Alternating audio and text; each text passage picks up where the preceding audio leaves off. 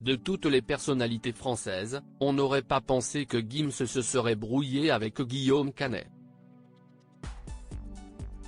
Et pourtant, le rappeur a révélé qu'un gros différend était bien survenu entre lui et le réalisateur, au point qu'il ne s'adresse plus du tout la parole. Le 1er février dernier, Guillaume Canet était fier d'enfin présenter sa version d'Astérix et Obélix appelée l'Empire du Milieu.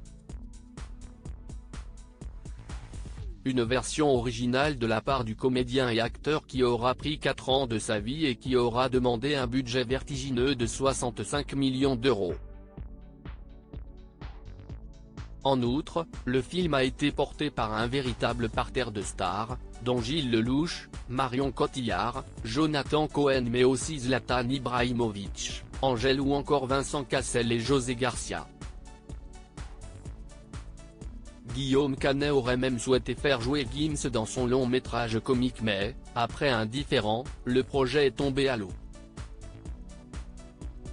Invité sur la chaîne YouTube de Solène pour son émission Tu réponds ou t'appelles, le rappeur a en effet fait une révélation jusqu'alors méconnue.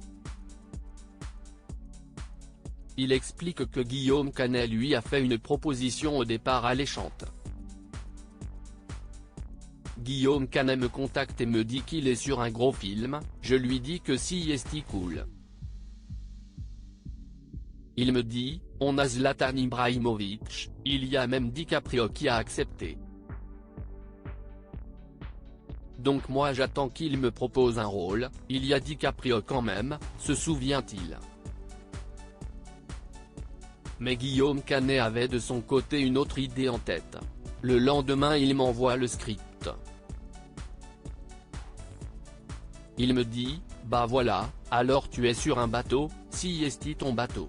Et tu vois on a une scène phare dans Astérix, à chaque fois tu as les pirates qui arrivent sur l'eau et là, ils voient les Gaulois.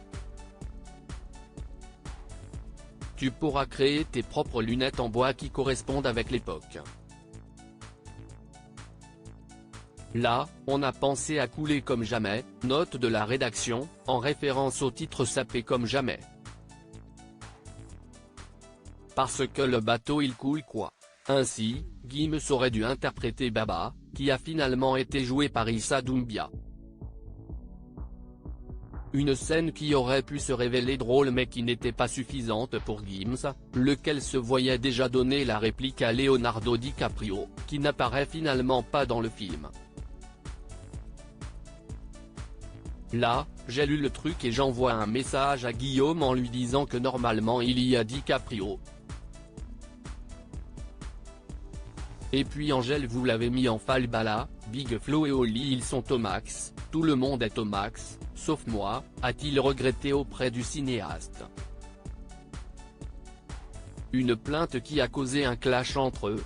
On s'est pris la tête, il m'a envoyé un pavé. On ne s'est plus calculé, a raconté l'artiste qui a tout de même précisé que depuis, tout s'était finalement arrangé. Touché mais pas coulé.